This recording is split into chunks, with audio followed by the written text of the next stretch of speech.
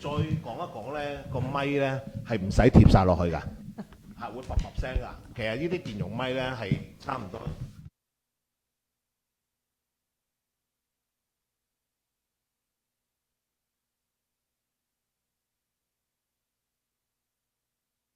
咁啊，根據咧建築物業管理條例第344章，咁而家出席今次嘅會議嘅委員呢，已經達到符合嘅要求人數㗎啦。咁啊，會議正式開始，我哋有請主席宣佈會議開始。好，咁啊，首先第一就係主席報告，有勞主席。今次冇主席。好，咁我哋直接去到第二，就係通過第14屆管理委員會第2次嘅會議記錄。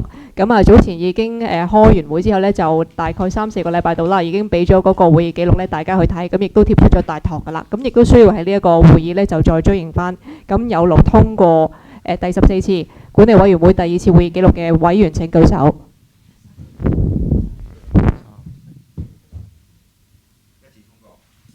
好，咁我哋進第3個議程就係商討及議決管理委員會進行採購及審批金額嘅規定及程序嘅事宜。咁啊，根據翻而家法團嘅規則啦，可以喺法團會議批核嘅金額呢，工程金額呢就為50萬嘅。咁啊，因應個通脹啦，同埋而家啲實際嘅狀況呢，所以我哋再喺呢一個會議度呢，就會再重新檢討翻喺符合呢個建築物業管理條例第344章嘅採購程序之下呢，法團可以批准呢以及係審批嘅金額嘅。咁啊，各位委員可以提出對於呢個調整金額有冇啲咩意見？點樣調整金額法？我哋而家個規則呢，就係50萬嘅工程採購呢，就可以喺法團會議度批啦。咁再大嘅金額就需要喺業主大會度批啦。咁因為嗰個通脹嘅情況啦，同埋50萬都係幾年之前大家議決嘅金額。咁去到而家需唔需要再調整呢個50萬？我想問你有冇一啲資料講緊係本身344嗰陣佢嗰個修改前同修改後嗰個規定？344呢，而家嗰個採購規定呢，就分咗3大類嘅採購嘅，就分第一類啦，就係大額採購，就係超過20萬呢，就屬於係第一類嘅大額採購。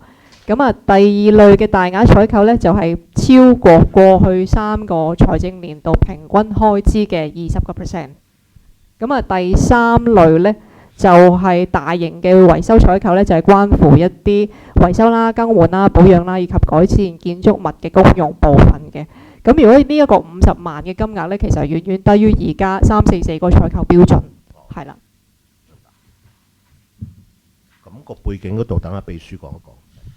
咁咧，之前點解會有50萬呢？就係21年4月28號嘅時候咧，當其時嘅法團咧，咁佢哋有開會有講過，因為真係個工程嘅金額咧，一嚟嘅嗰個工程費用所有嘢都越嚟越大，咁所以咧就唔想下下都要特登開個業主大會，所以 that's why 咧就去不如提高佢哋自己內部會議咧，就大家舉手就決議咗有50萬嘅工程咧，即係過咗50萬嘅話先至需要交由業主大會決定嘅。咁但係而家咧就點解我哋要有少少 background 講一講咧？就係亦都牽涉我哋下一個議程，就係講因為關於消防。咁而確實所有工程大家都知係即係係好貴，而家所以尤其是人工係最貴。咁而確實我哋即係嚟緊下一個議程會講嘅時候，個報價正正就咁啱過咗50萬。咁但係亦都因為我哋真係確實有 deadline，因為收到消防嘅 order。咁所以我哋而家要咁緊急，上個禮拜先至貼依個議程，今日就要開會呢，就係因為要想快啲去 meet 咗大家收到消防嘅 order。Otherwise 咧就即係大家會有 penalty 啊，係啦。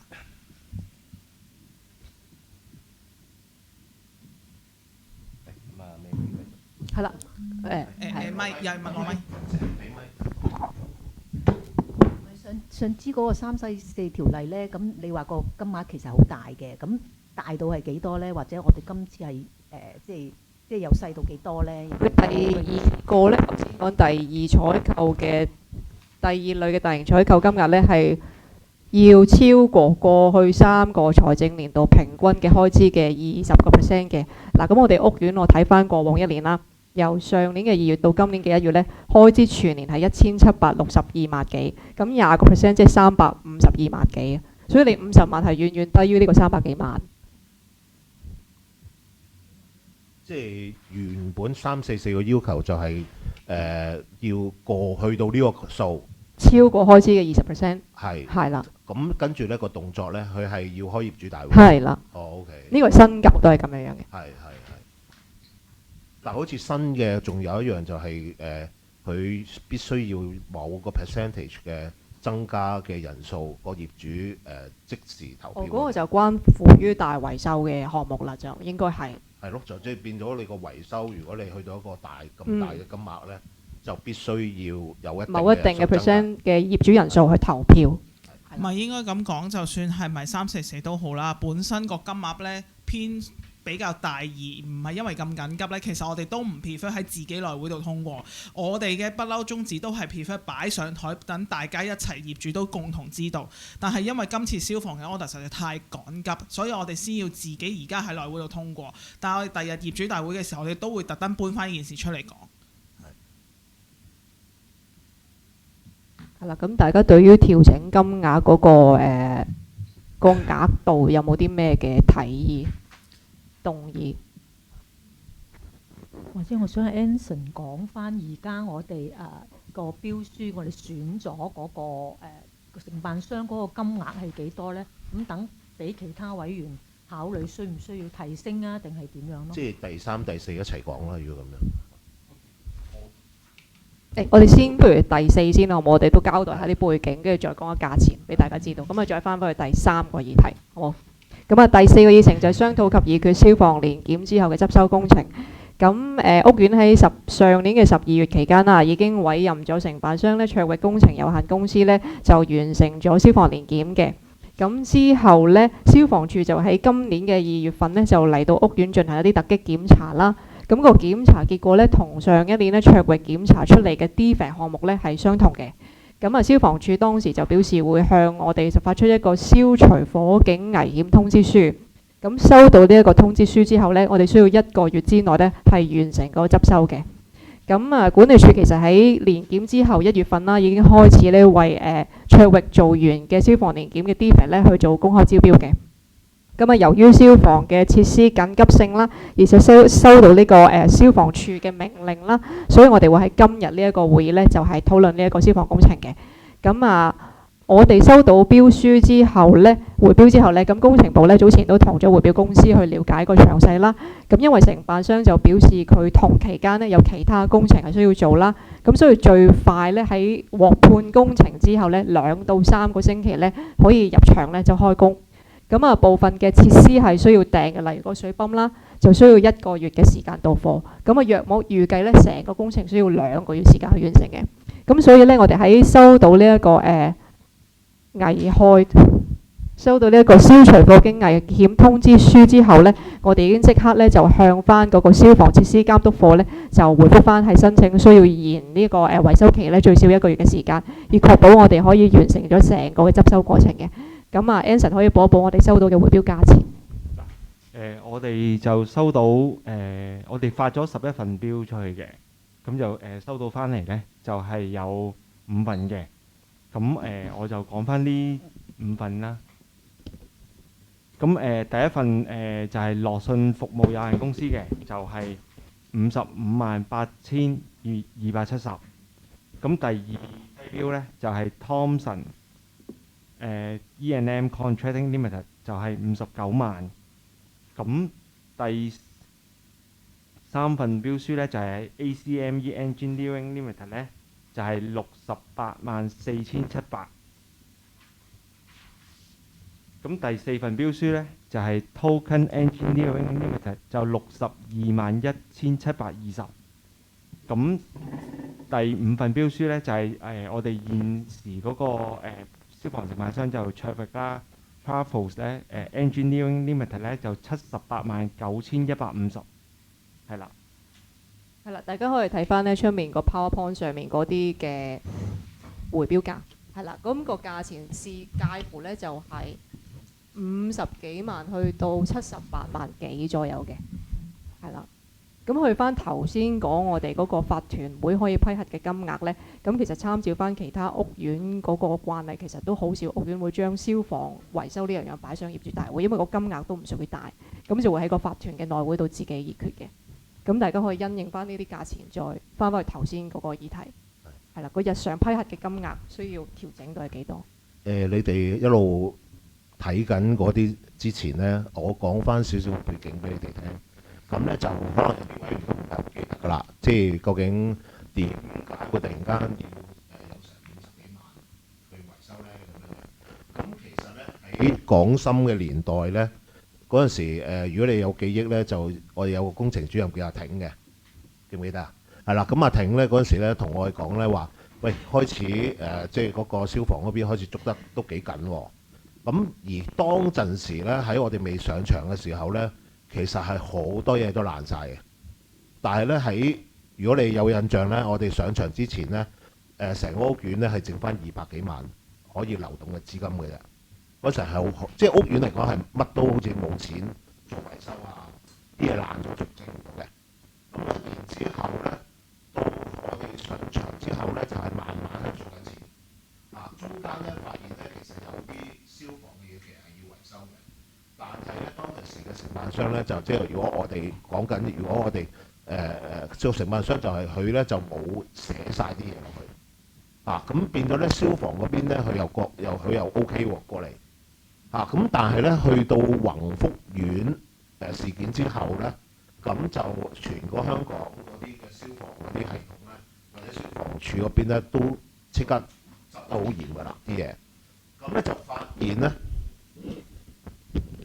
現咧就係我哋嗰個嘅7座嘅消防嘅泵咧都唔合規格，7座啊，即係每一座都唔合規格咁仲有好多其他好濕碎嗰啲都係咁所以咧變咗咧就係其實中間嘅過程咧就同埋有一樣嘢就係因為當陣時喺廣深嘅年代咧佢哋嗰啲嘅報價或者我哋認為會貴咗，同埋我哋有啲都唔係好有信心，唔係好有信心底下呢，就係到我哋一儲到錢呢，佢哋一大扎嘢呢，就叫我哋去做維修，係啦。咁我哋呢，就希望呢，即係因為當陣時間管理公司呢，嗰啲嘅佢哋嘅承辦商呢，全部都係喺佢哋公司裏邊嘅同埋如果你有記憶呢，秘書嗰時查過呢，就有啲係揾唔到資料嘅。即係得個網址啊嗰啲咁樣嘢咁所以咧就當陣時我哋係好冇信心咧去做咁多大型維修嘅喺廣深年代咁所以咧好去到而家喺升節嘅時候咧啲嘢比較清晰啲，啲文件比較做得好啲咧，咁我哋咧就開始好多嘢執啦，就所以點解見到我哋啲維修咧係好多，即係多咗好多維修項目咯咁而消防呢個咧就好直接係因為宏福苑之後咧，其實消防處咧係捉得好緊㗎啦。即使我哋話我哋已經報緊價啦，消防都話唔得，佢都係要嚟咧俾咗個，即係要貼晒啲 label 即係要掛牌咁樣，即係要佢話，因為你報價可以唔整住噶嘛，佢驚你拖咁所以咧我哋係必須要咧真係咧，佢一出信嘅時候咧，我哋就要1個月內要完成。如果唔得嘅話咧，我哋都仲要攞個批文，要再延遲咁樣咯，同以前嘅做法已經唔同啦。咁所以點解今次咁急咯？咁個背景就係咁樣嚇。咁要提一提大家啦，你話屋苑係咪現時有任何好即時嘅危險性呢啲？咁相信大家都有眼見到嘅。你話好即時呢就唔係嘅。咁但係你話喂唔係喎，因為咁樣，所以我要試下啲消防設備，我就奉勸大家千祈唔好試，因為犯法嘅。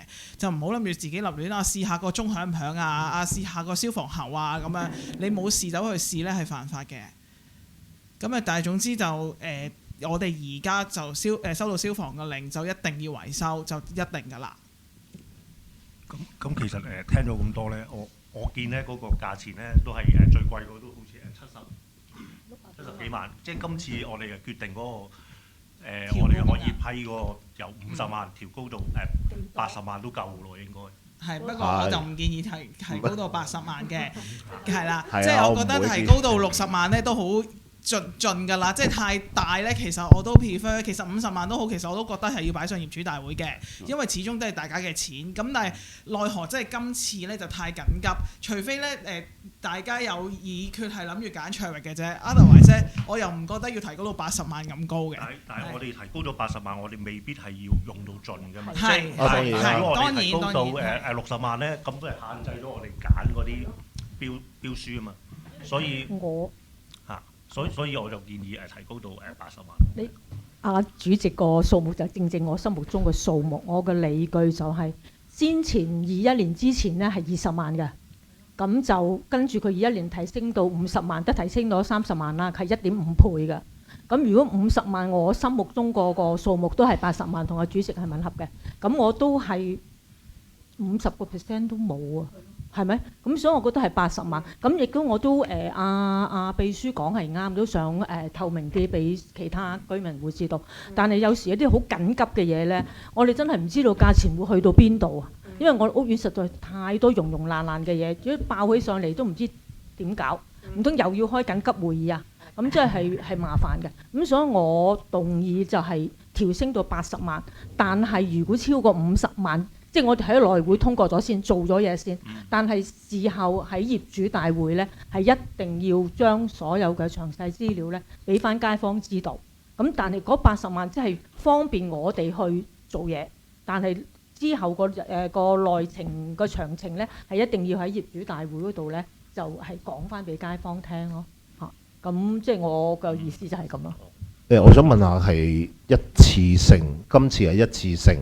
定係以後我哋都係去到80萬。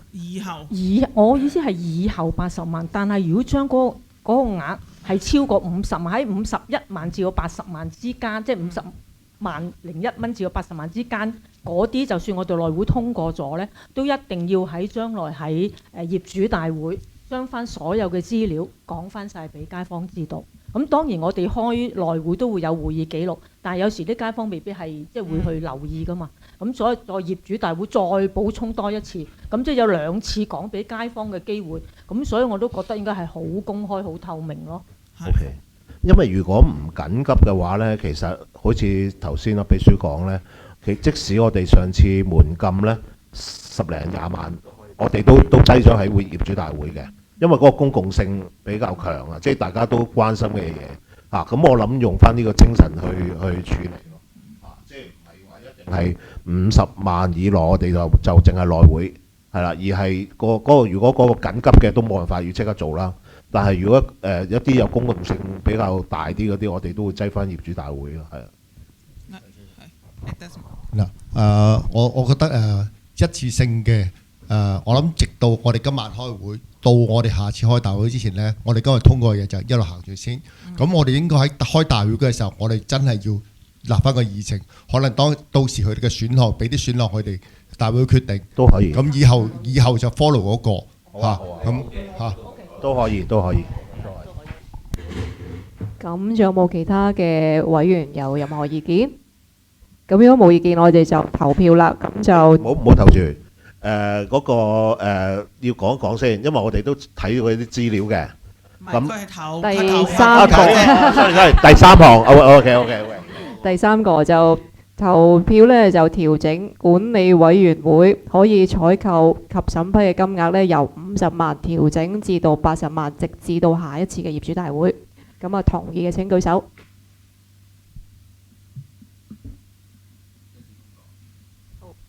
一致通過。咁我哋去翻第4個議程啦，係消防，大家可以繼續有咩嘅問題提出？第4嗰度呢，咁我諗要快少少啦。咁呢就其實呢，你睇見呢個價錢呢，我哋都係希望揀最平啊嘛。不過呢個有少少特別，咁呢就係呢，我哋都查過啲資料呢。第一間樂信呢，佢冇做開消防嗰啲嘅，咁佢都係判出去嘅。咁就個規模就比較細啲咯。咁但係咧，第2嗰個 Thomson 咧，佢哋咧就係即係比較大間，同埋嗰個做消防嗰邊係比較有經驗嘅。咁如果我哋呢個咁大嚿錢咧，其實俾翻一個專做開消防嗰啲可能會好啲嘅，係啊。通常我哋不論揀咩公司都好咧，有公司名咧，我都盡量會做背景審查嘅。咁所以就即係除非係唔喺香港註冊就好難查啦，要額外俾錢啦。otherwise 都盡量香港公司都會盡量查翻晒所有背景，而再俾各位委員去致意嘅投票嘅。好，咁如果大家冇其他意見，我哋就投票啦。咁就係以係咪1或者2咁樣樣啊？定係點啊？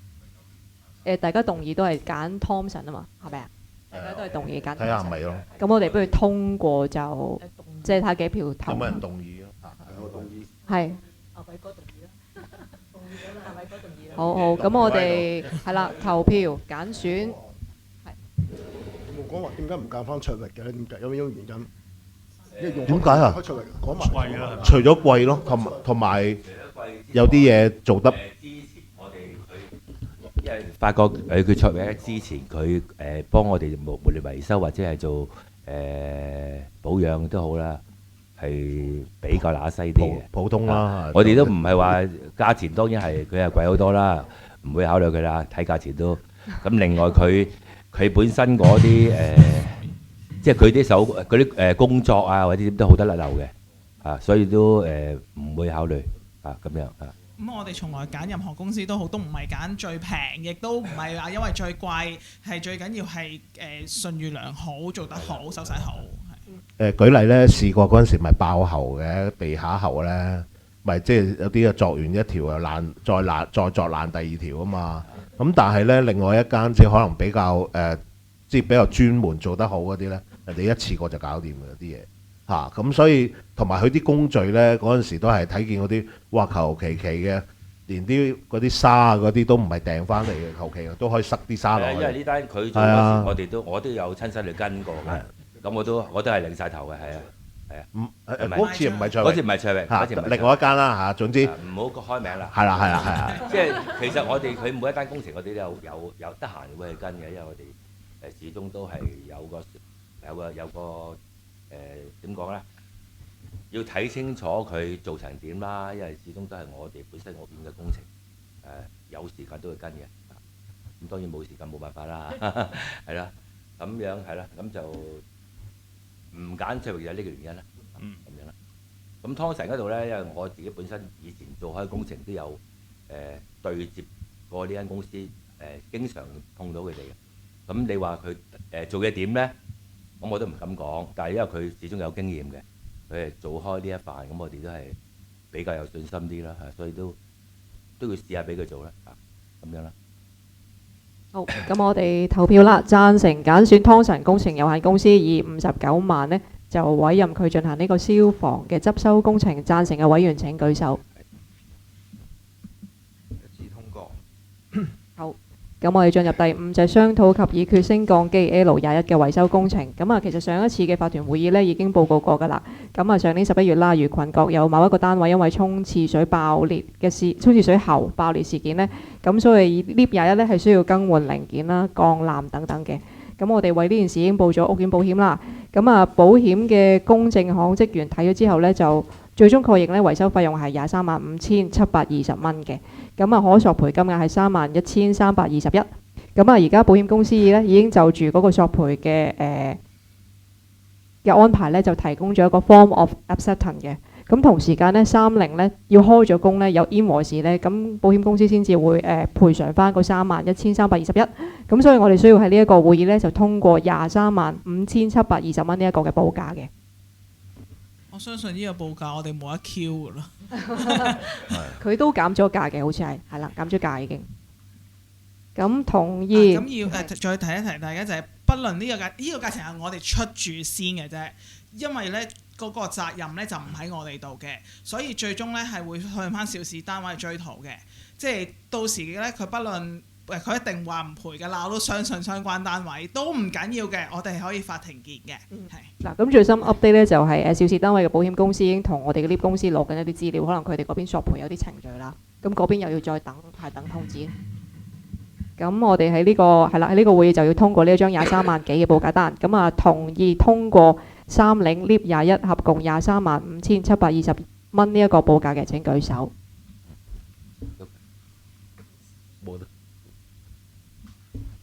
全票通過。係啦，咁稍後通過咗之後咧，就需要法團喺翻個報價單上面去蓋印啦、簽名啦。咁我哋會安排翻3拎去盡快開工，咁就有咗 invoice 嘅時候，保險公司就會賠翻個3萬幾蚊啦。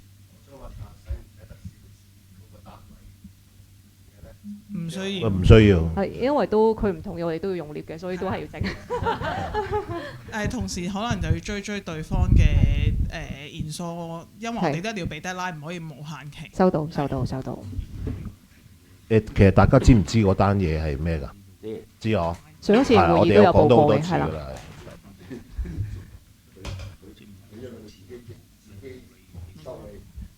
嗱，呢個就未必一定係自己維修啦，呢個未話肯定啦。但係就肯定嘅咧，就係佢好遲先至報俾保安嗰邊去關水掣，係啦。以往係關得切嘅，咁多爆水喉都關得切嘅。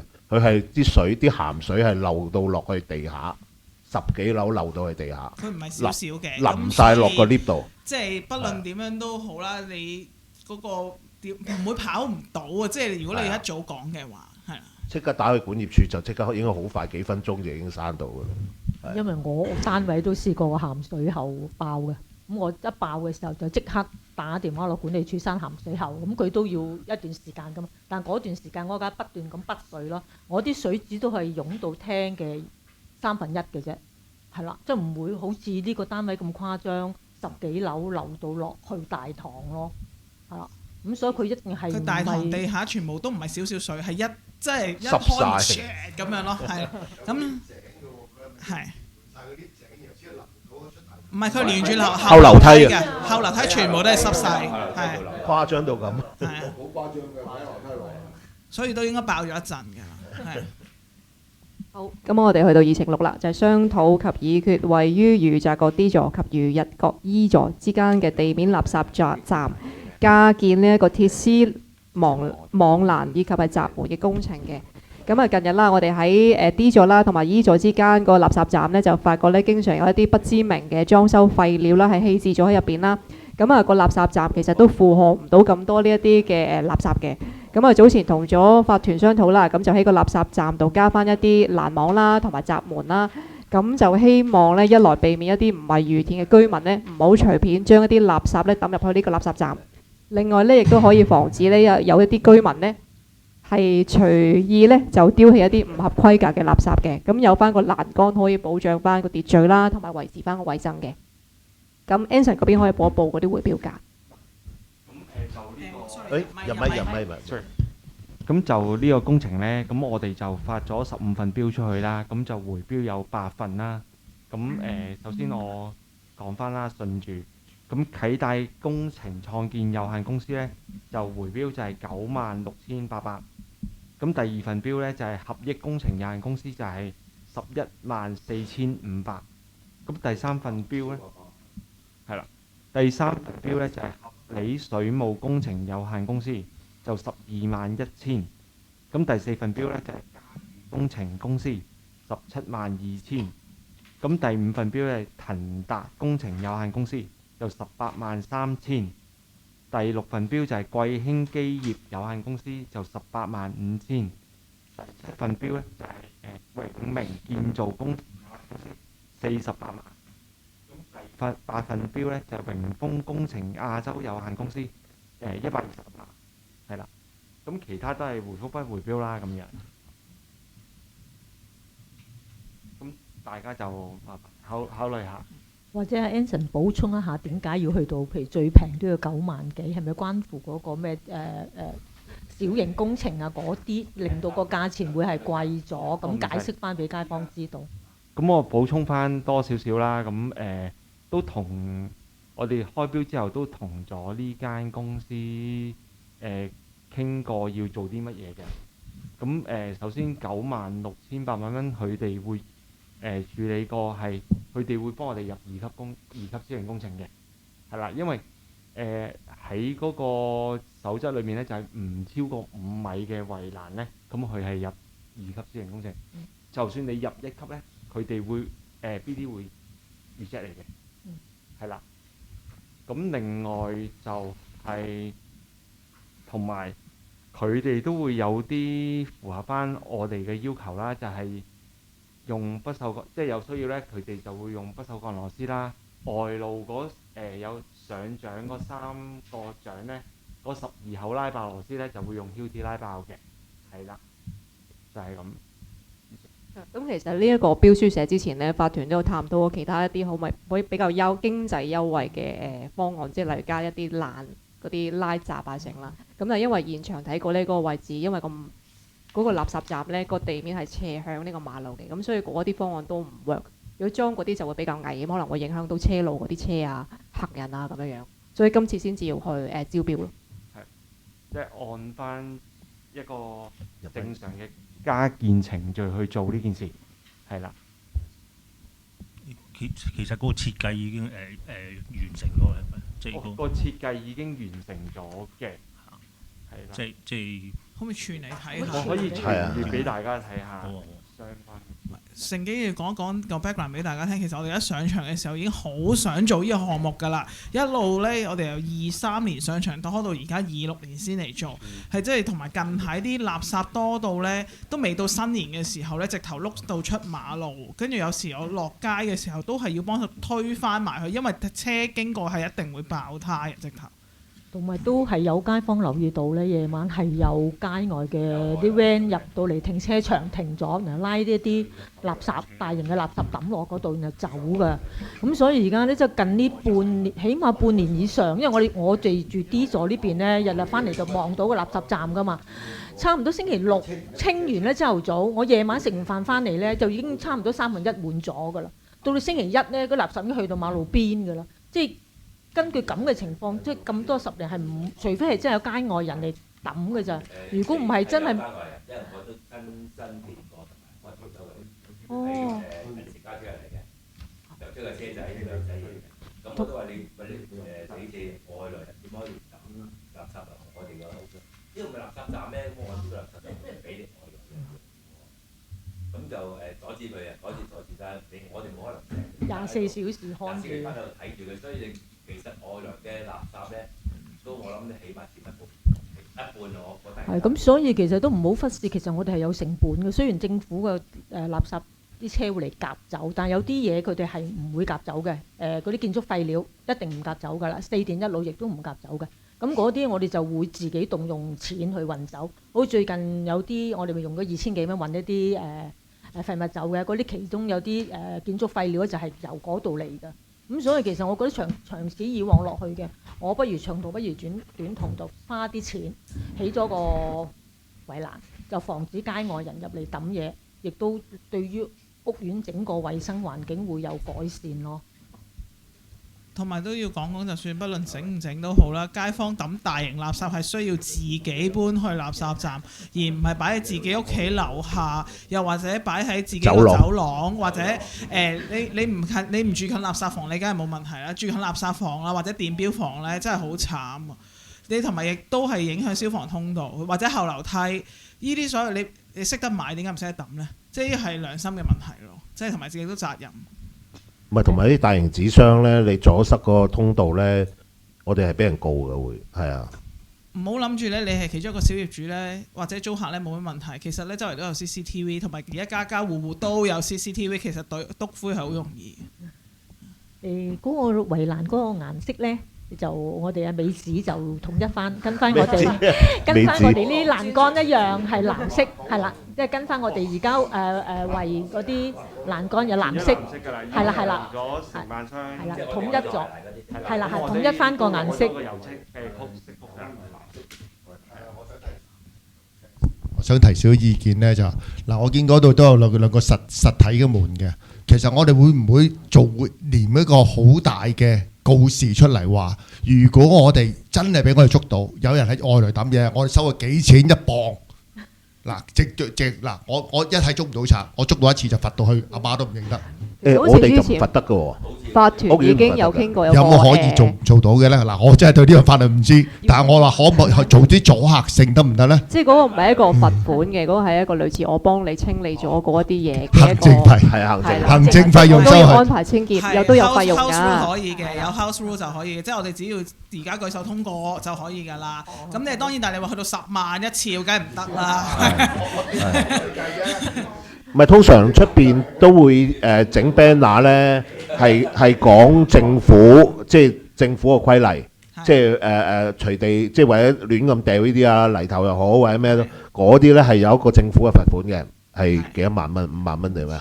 唔係㗎，唔止㗎，唔知我唔記得。唔止㗎。但係因為咪 mostly 嗰啲係因為同埋要通常公坐監嘅屋嚟嘅，你跟住政府個街拉嘅咧係公屋嚟嘅。而譬如我哋鎖車，咁點解一定係塞382咧？因為呢個係有政府嘅 regulation 講到明，有條 ordinance 咧，只能夠私人道路都只係382。但係咧，我 study 過咧，我冇記錯咧。House Rule 冇講話呢樣嘢，你得382或者500咁，所以其實個金額可以提高嘅。咁但係你話去到10萬蚊一次咧，我都相信冇人會俾，亦都做唔到，係啦。咁但係即係我覺得可以一個 reasonable 嘅penalty 嘅，係啦係啦。係啊。其實咧除咗即係除咗嗰句嘢之外咧，我哋可以加多句咧，就話即係如果佢係外來嗰啲垃圾咧，請佢去翻公眾嗰個。即係垃圾收冇用嘅，其實啲人係文盲嘅。即附近嗰個我哋寫埋，譬如元州角路嘅號咁咪得咯。唔係冇用㗎，佢哋唔會㗎。你最緊要有個罰款，係啦，嗰個好緊要，咁就得㗎啦。嗰個唔會，你最好有人錄音嘅嗱，而家抌乜？而家抌啦，5千咁樣。佢唔係抌喺我哋嗰度咧，佢都會周圍抌嘅。係㗎，係啊，啱啊。其實應該佢要抌翻去正確嗰個。佢抌出紅色磚，我哋都冇所謂㗎。即係其實最近呢度應該係元州角個呂榮才小學對住嗰個垃圾站係公眾嗰個嚟嘅，唔係好遠嘅，係即係佢如果係推咧，嘥氣啦，後樓梯同走廊多人抌啦。即係佢講嗰啲大型嗰啲啊，譬如sofa 啊嗰啲咁。sofa 都係抌後樓梯嘅，我見到有人。唔係，其實裝修公司基本上係一定知道公眾嗰啲嘅垃圾站喺咩位置嘅，係啊。但係咧，佢哋都係選擇近啲嗰個冇人看住嗰啲。我收咗你錢，我又唔使行咁遠，又幫你處理到，何樂而不為啊？係啊，經常經過都見到嗰啲裝修公司喺度掉嗰啲垃圾㗎，係啊。咁我哋今晚傾唔傾埋嗰個阻嚇性嘅金額咧？傾埋啦。咪首先投咗個欄先。係啊，欄都未有就罰。係。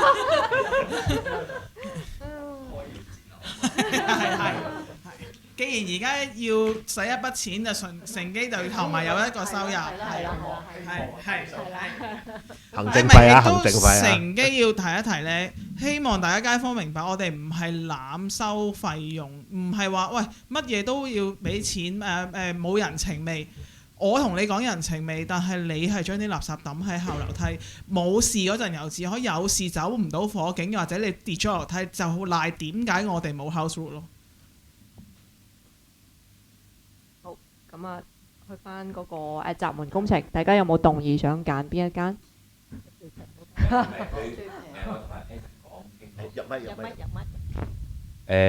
初步咧都係96000嗰度，嗰間其實我哋每揾一個承辦商咧，我哋揾到佢之後咧，都會嘗試同佢議價嘅，咁所以都係揾個最平先啦。咁之後嘅嘢可能議價啲就再大家再傾啦，咁樣啦。我相信呢樣嘢應該冇乜踢裂可言嘅，即係唔係消防嗰啲要咁專啊。係啱。係咁我即係唯一就係嗰個即係有個夾斗車，有個夾斗車嚟夾垃圾㗎嘛，即係佢夾得到嘅。夾到佢依家好似係搣板啊嘛，搣板冇問題啊。同埋有啲屋苑咧係會喺夾車嚟之前咧，將啲垃圾搬出去出邊啲位置，咁到時個夾車就可以可能開門嗰啲位可以走一走位，咁樣就會容易夾啲，唔好搞到個門啊。我哋通常佢夾車嚟，我哋都有清潔幫手嘅。係，我都見到。即係大概知咩時間啊嘛，預早執好定啲嘢咁咯。咁呢個我哋再同民生嗰邊夾一夾。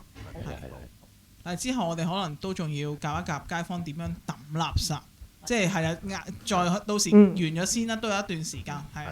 好，咁我哋而家咧就要投票，咁啊贊成以最低標啟泰工程創建有限公司以96800蚊去處理呢一個 D 座及 E 座之間地面垃圾站加建鐵絲網欄及閘門工程嘅，同意請舉手。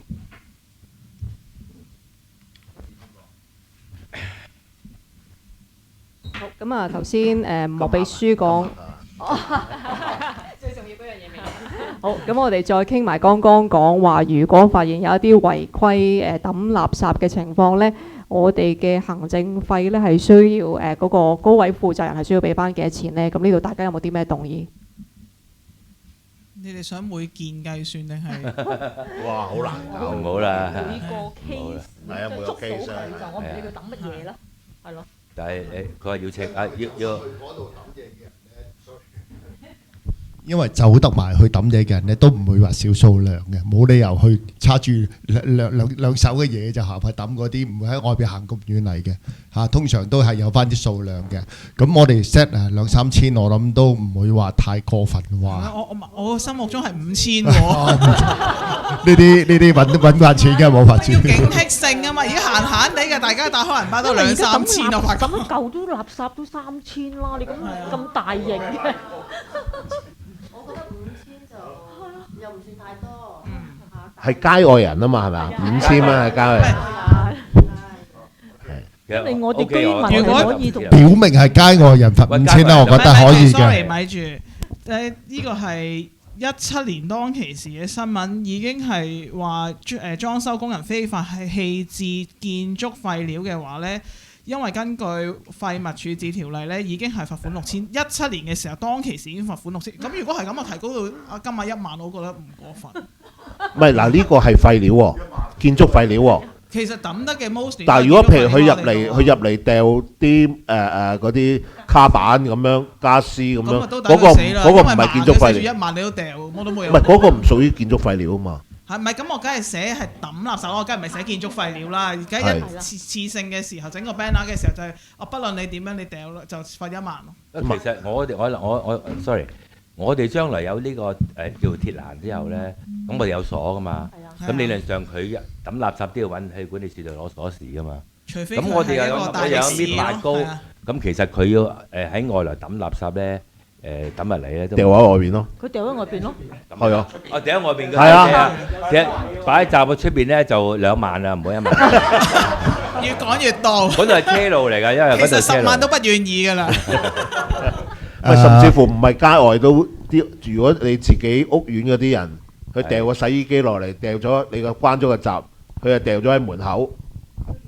嗰啲所以好多樣嘢要傾嘅。唔係，首先應該係我哋都會裝 CCTV 係咪？咁嗱，跟住之後，不論係咪街坊都好啦，其實掉電器落嚟呢就已經唔得㗎啦。所以其實我哋其實而家都係 keep 住有 check CCTV，而打電話俾個別住戶，你要自己落嚟收翻件垃圾嘅。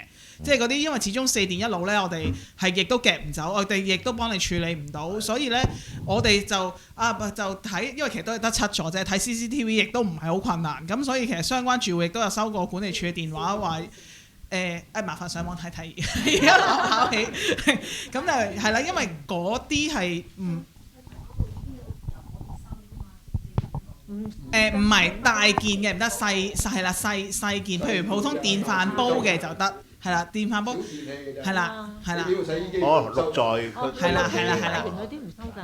嗱，既然我哋即係大家都有啲共同意見話罰錢㗎啦，咁但係我覺得最緊要頭先阿慧尊講好啱嘅，我哋有法例根據，我哋唔好話任噏，我哋已經直接引埋邊條例罰幾錢寫埋喺度。嗱，人哋係而家幾多年嗰陣時係6000嘅，而家所以我罰咁多。一定話埋俾人聽，合法、合情、合理。冇人夠膽同我講唔合法。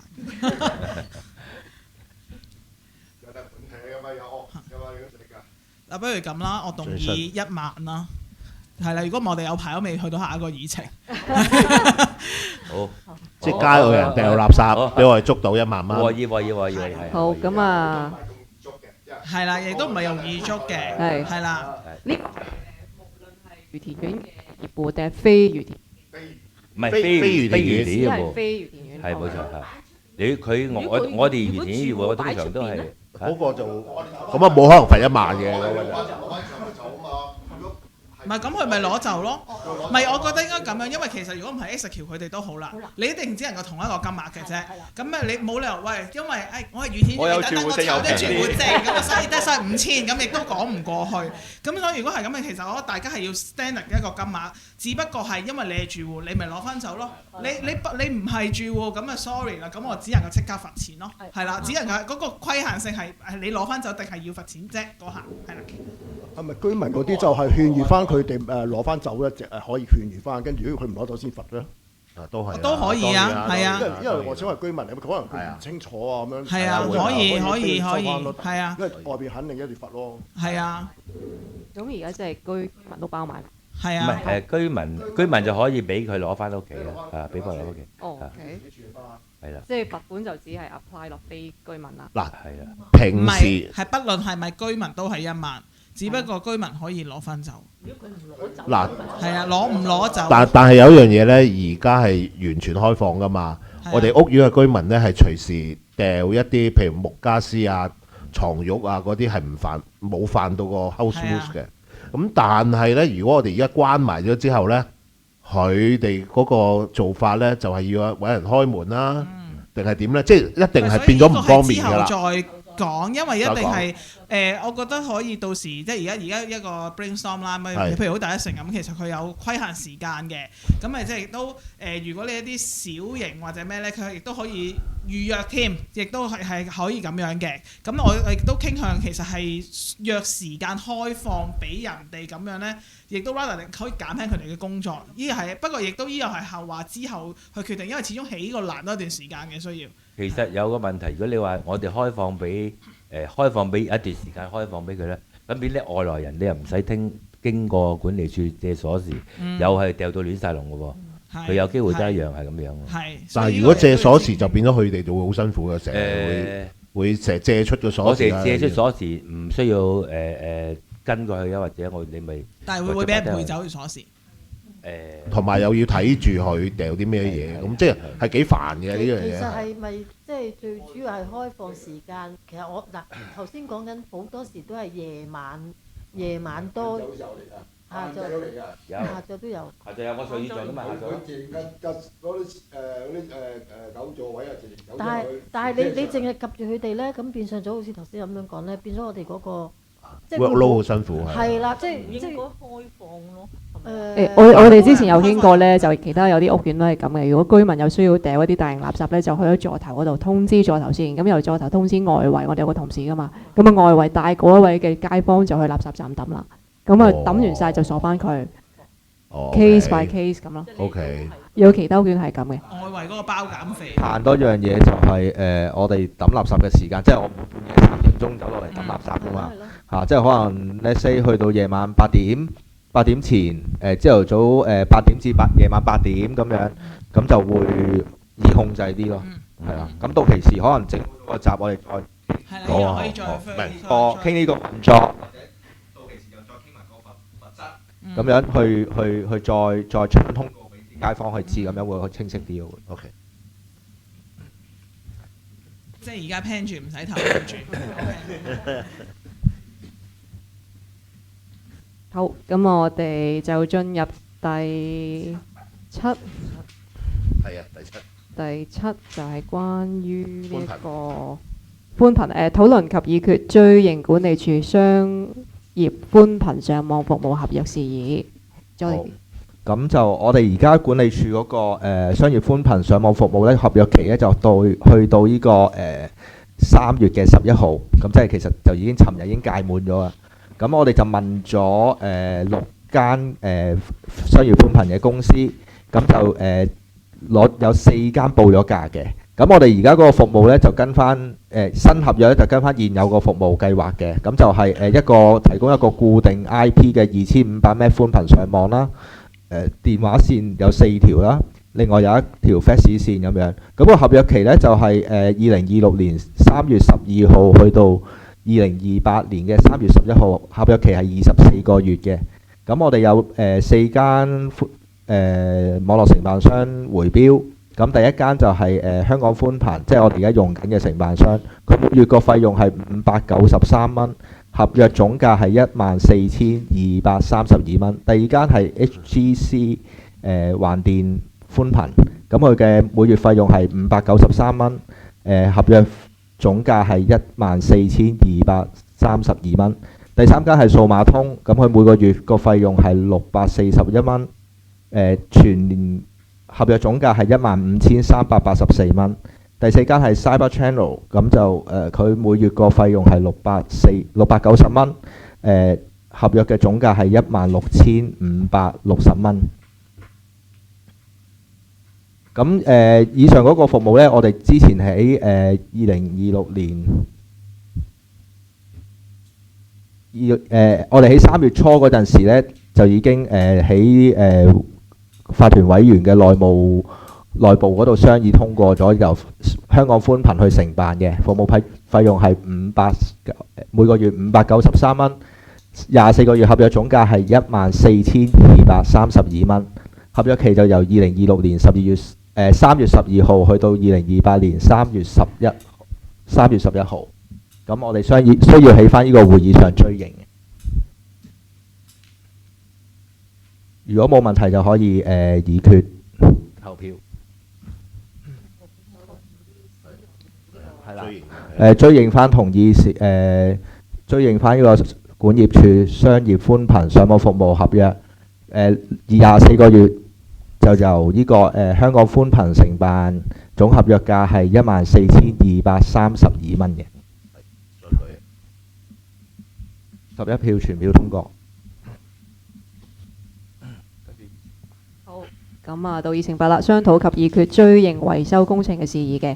咁啊呢一個議程呢，就係就住呢上一次第14屆管理委員會第2次會議啦，直到今日呢已經完成咗嘅工程呢，就進行追認嘅。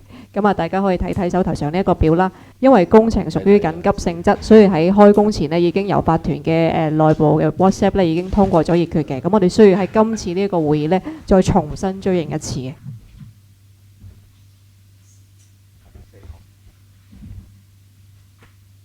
大家對於呢4項嘅工程有冇問題？咁如果冇問題嘅話呢，我哋請委員舉手呢，就同意追認呢4項嘅維修工程嘅。同意嘅請舉手。11票全票通過。好，咁啊去到第9啦，就匯報追收欠交嘅管理費啦及升降機集資嘅情況嘅。咁現時呢，我哋已經就欠款超過3個月以上嘅管理費單位呢，就陸續發出咗最後通知書。咁啊，截至到今次會議之前呢，共有3個呢就欠交3個月以上嘅單位呢已經入稟啦，又或者係即將呢會入稟去小額錢債審裁處嘅啦。咁另外有4個單位呢，就因為欠交管理費呢已經超過咗小額錢債審裁處嘅申索限額啦，所以我哋上一次呢已經開會呢就通過咗聘請范紀羅江律師行呢就進行呢個售樓令嘅。咁另外仲有4個單位呢就已經入稟咗小額並且有判令啦。咁但係業主呢係仲未交翻嗰一啲嘅費用，欠交嘅費用嘅。咁早前啦喺內部會議呢，法團已經通過咗呢係委任宣示而家我哋嘅法律顧問啦，合約之內嘅額外服務啦，釘契去處理嘅。咁個費用就係3,500蚊一單。咁而家共有4單，就14,000蚊。咁大家就需要喺呢一個會議上呢再追認翻嗰一次嘅議決嘅。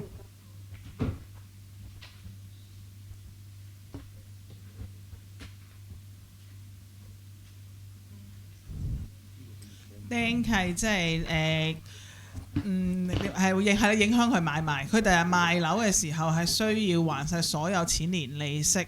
咁亦都即係個買家呢，想譬如當你個單位 touch wood 俾人單約契為例啦。咁其實我有 intention 想買你個單位嘅時候呢，一查 land search 就見到你冇解契，咁你亦都會影響買賣嘅。確實係啊，你要解咗粒釘先可以做到正常買賣。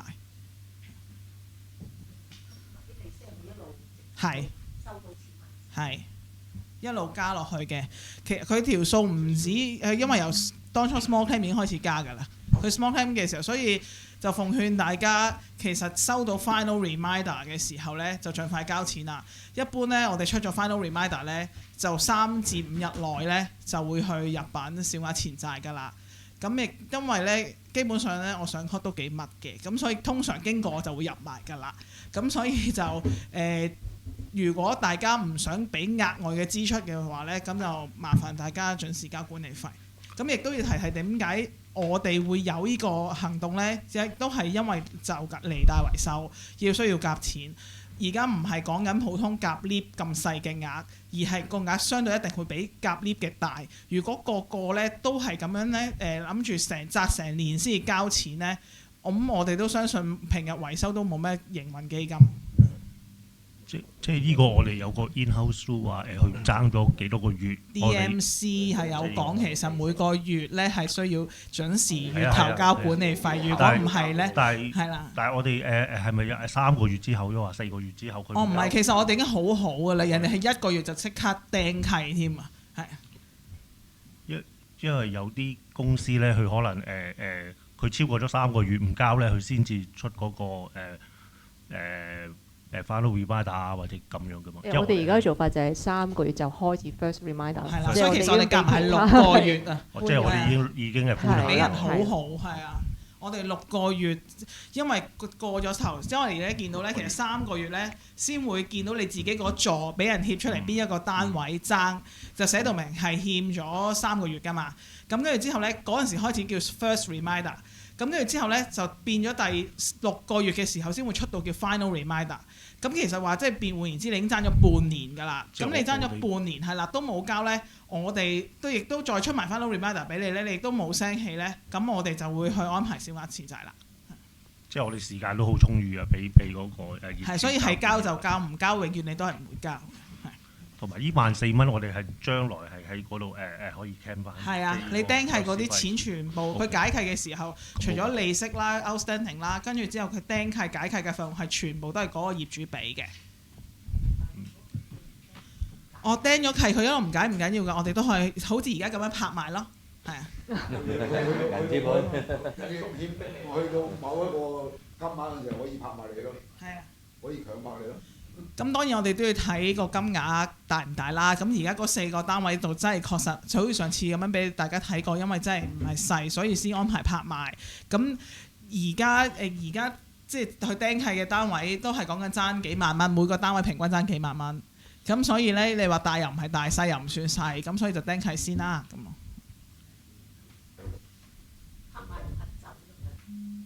你冇得唔肯走，有執達你㗎嘛？執達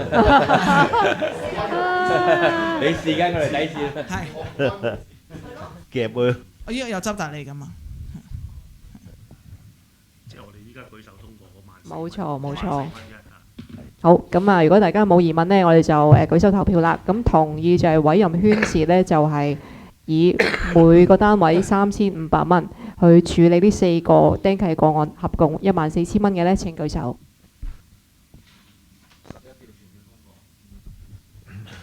好，咁我哋去到第10就係其他事項嘅。好啊。其他事項咁10.1就關於呢個保安人手編制嘅安排。咁因為呢，喺2026年1月18號開始呢，勞工法例就更新咗嗰個468嘅勞工法例啊。咁啊，僱員喺4個星期內累計工作滿68個鐘，就即係合乎翻一個連續性嘅合約嘅條件，咁就享有一定嘅法定嘅勞工福利啦咁樣。咁以本院嘅保安員每一間翻12個鐘嚟計算呢，即係我哋以往平時請開嗰啲兼職嘅保安員，我哋頂假期嗰啲呢，其實就佢每個月只可以翻到5日工嘅啫，係啦，因為我哋唔可以超過68個鐘啊嘛。我哋12個鐘係一間，5日已經60個鐘啦。咁啊，每個月只可以翻到5日工。咁有見及此呢，我哋就同翻委員I.O. 嗰邊傾過啦。咁就我哋會建議增聘翻2位長工嘅員工去做一個替假嘅崗位。咁嚟到去第一就係我哋可以穩定啲嘅有穩定啲嘅員工啦，即係唔使話好似每一日都唔同人嚟替假咁樣啦。咁另外就亦都係可以縮減到我哋額外譬如外判公司嘅支出啊咁樣，係啦。咁我哋而家現有日間嗰個編制呢，就係一一個保安主管，一個助理保安主管，另外就8個保安員咁樣嘅。咁我計過就係我哋加多2個長工，咁就我嚟做替價，咁就可以頂替到大部分。但係如果請到3個呢，就多得滯。咁所以我就建議係加多2個長工，即係我哋 total 日間係12個人，係啦，咁樣去運作翻我哋個人手編制。另外夜間嗰度呢，我都亦同阿梁 Sir 計過數，我哋又係請2個長工嘅話呢，又會多得滯，多咗10間度。咁變咗我哋就會請1個長工，另外嗰10幾間呢，我哋就會請翻啲兼職，或者唔夠嘅時候先至揾外判公司咁樣，咁從而去縮減翻我哋個開支咯。我諗大家即係不論委員又好，街坊都好，最 concern 係錢嘅啫。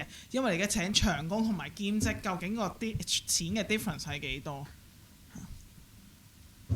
其實接近差唔多每一間嚟計，如果我哋請兼職同埋長工，差唔多接近相差係100蚊一間，係啦，係啊。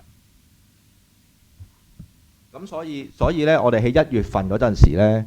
1月份嗰陣時，我哋未請到啲長工啊嘛，咁變咗我哋個人手個支出，我哋要附標翻個勞工法例喎。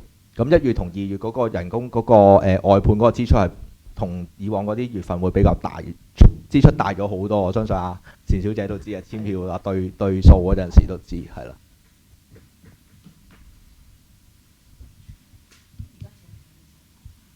入咪。想問下，如果真多咗，容唔容易請長工？而家其實呢，嗱，我哋而家日間嗰個人手編制呢，我哋就而家爭1個長工去做 reliever 嘅。咁因為我哋都收到我哋日間主管阿杜 Sir 呢通知呢，佢就做到3月底。咁我哋依個禮拜我哋都請咗接替佢嘅人手㗎啦。咁另外又請咗1個助理主管，咁2個新嘅主管。咁變咗4月份開始呢，我哋個人手就會跟翻我哋而家呢個表啦。日間會有12個人啦，夜間我哋就有10個人嘅啦，已經係啦。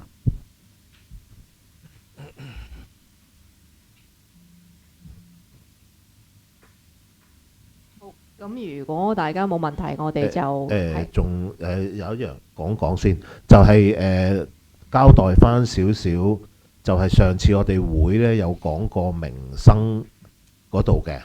就嗰個即係嗰個出糧嗰個問題，嗰啲計數嗰個問題啊，咁唔緊要，係啦，即係我哋而家咧起碼今個月應該係改善咗，係咪啊，邵小姐？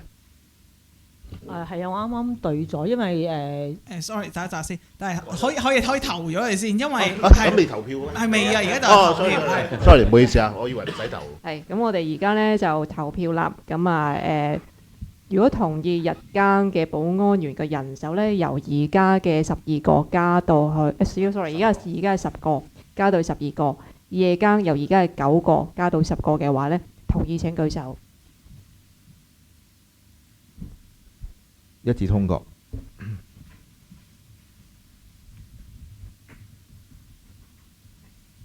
係咁講翻民生嗰度呢，咁就一路都發覺佢哋打卡嘅問題啊，或者佢用 Excel 入 Excel 俾我對數，佢個 roster 咧都係夾唔到嘅。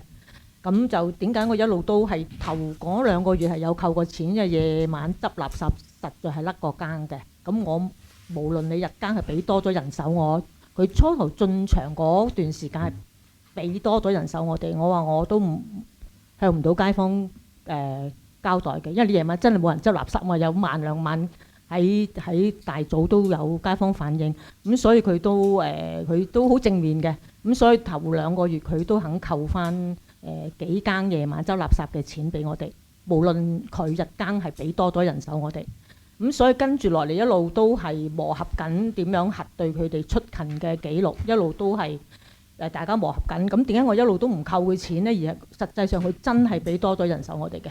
咁所以我就覺得佢，而且我每一次同佢商討呢，佢哋都係好正面去同我哋解決問題嘅，佢冇逃避嘅。咁所以我都一路都冇扣佢哋錢。咁所以直至1月中嘅時候呢，咁終於我同阿邱生佢哋同埋阿 Mandy 咁樣呢，就大家諗咗個方法，去點樣入嗰個 Excel 個 roster，佢哋點樣打卡各樣咁。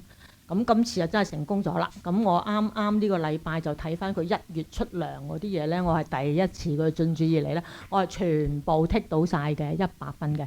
咁就發覺佢真係1月嘅時候有11日係俾多一間我哋嘅，俾多一間我哋嘅。咁今朝同阿 Lisa 傾開咧，佢話係㗎，原來佢逢係洗樓咧，佢係每次洗樓嗰日就會派多一個人嚟幫手嘅。咁所以邊個洗樓都分咗好多日㗎嘛，咁變咗佢就加咗人手俾我哋咯。咁呢個即係證明我一路剔佢，知道佢俾多人手係真係真㗎，係咯。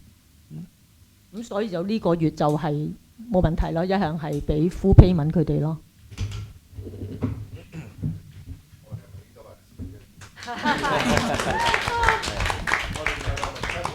好辛苦啊，對數。咁同埋乘機要再講一講呢，希望街坊去盡量睇下我哋擺上網嘅嘢啦、寫嘅嘢啦，其實貼得好清楚，唔係話唔想去覆個別街坊嘅問題或者咩，但係其實所有大家街坊提出嘅問題，我哋所有嘢都有擺喺個會度講過，唔止1次2次甚至3次。我哋所有嘢亦都好公開透明，係擺晒上網 YouTube。其實你一 search 可以揾到我哋。如果你覺得好辛苦，冇得睇唔到嘅，咁我亦都唔介意，你有得可以申請落嚟開會。即係 rather than 你係咁 send 唔同嘅 message 又話，即係點解唔覆啊？又或者點解依度覺得你自己覺得好需要即刻要維修？譬如某啲係好唔重要嘅，即係唔係啦，欄杆。籃球架，我想再提醒，其實我哋提出過好多次，點解唔整住？承辦商整唔到。係啦，唔好再話我哋唔整，確實冇依個緊急性。你今日唔打籃球，聽日唔打籃球係唔會死嘅。如果你要打，麻煩去第一城打，去愉翠苑打。我哋嘅錢係有好多緊急性嘅嘢，例如而家消防、水泵、其他嘢，你冇水冇電，我相信大鑊過冇得打籃球。如果同埋尤其是仲要再呼籲大家唔好擺花盆近嗰啲窗邊，尤其是同埋咽喉。住低層嘅真係好慘，即係麻煩大家有一個同理心，唔好我哋大家唔係打你份工，亦都唔係你嘅個人秘書，唔係你一問我就要覆，我真係覆你嘅人情，唔覆你亦都係道理。而家我哋其實所有嘢擺晒上網，亦都好 open to public。我唔明點解你唔可以花時間睇，咁我哋大家個別委員都要花時間一齊落嚟開會，一樣嘅道理。你亦都唔中意可以落嚟選委員，我哋都冇乜所謂。呢個係亦都係我哋再三提醒。我再提一次個籃球架呢，唔係個架爛咗咁簡單，而係40幾年呢嗰塊板呢霉晒爛晒，係啦，然之後個支架都霉埋。跟住呢，買咗塊板呢，係香港冇任何承辦商肯幫我哋安裝上去。如果我哋自己揾師傅去安裝呢，如果冧咗落嚟砸死人呢，或者上次有個新聞呢，就成個籃球架向前傾倒砸咗落嚟呢，咁邊個去負責呢？如果係我哋啲師傅，咁啊即係我哋法團要去即係賠翻條命俾人哋啊，唔通係咪啊？係啦，咁所以變咗呢，就係我哋必須係要有承辦商肯幫我哋裝先得。咁而家承辦商就話唔係唔得，你一係成個籃球架換咗佢咯，種嗰個籃球架落地下，或者而家新式嗰啲咯。咁呢個我哋要再傾咯，係啦。但係就唔係咁簡單，就咁裝翻個架上就得咯，霉晒㗎啦，40幾年啦。中嗰個籃球架亦都唔係平嘅，唔係大家喺淘寶啊或者拼多多睇到呢幾廿蚊就做到嘅嘢嚟嘅。即係如果係咁，我情願攞啲錢而家譬如整欄啊，依個欄啊，唔係講緊圍花鋪嗰啲欄。我都知圍花鋪嗰個欄呢係有危險性，亦都唔美觀。但係確實唔係，除非你其實走去搞佢啫。Otherwise，我唔相信你而家會依一刻中毒啊！即係你唔係呢同人打交而棘到撞咗落去呢，我都唔相信你會有一定嘅危險性咯。即係同埋你無啦啦做乜走入個花鋪度，你亦都解釋唔到啊，係啊。我想問一問我哋委員嗰啲呢，當我哋接到一啲無名無姓嘅意見，我哋應該係用咩態度去處理啲呢？即係好多我聽見好多話我聽某人講有啲嘢講，我都唔知邊個講嘅，佢講咗好多嘢嘅。我哋係應該我即係要統一下，我哋應該點樣處理啲問題。因為我覺得有時有啲委員好 concern 呢個問題，話成日都諗住解釋同佢講，我都講到嘥氣，根本唔需要理佢哋，無名無聲。我話聽唔知邊個講有啲咁嘅嘢嚇。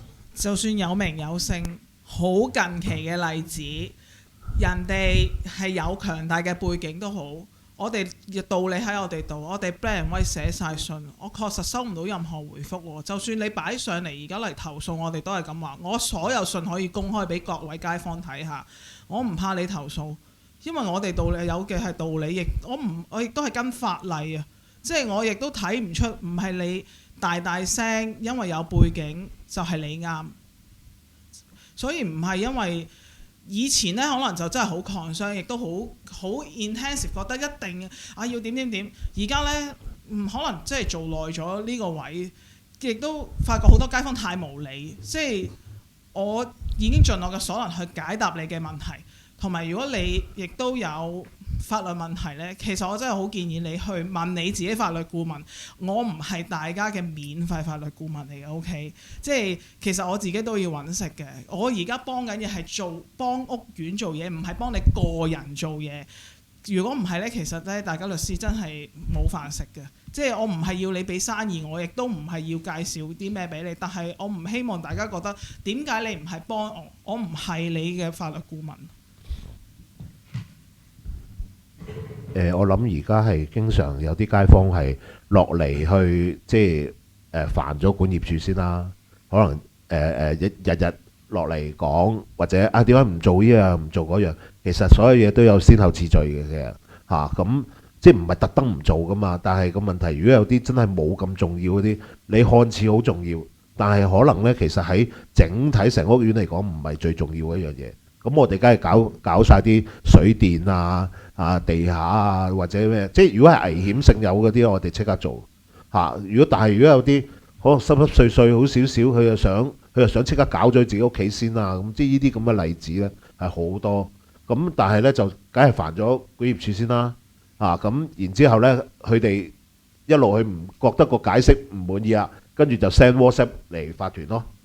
咁講完一輪呢，佢都係唔滿意嘅咁樣，我都唔知點樣可以令到佢滿意咯。除非就係話你整咗我嗰啲嘢先啦咁樣。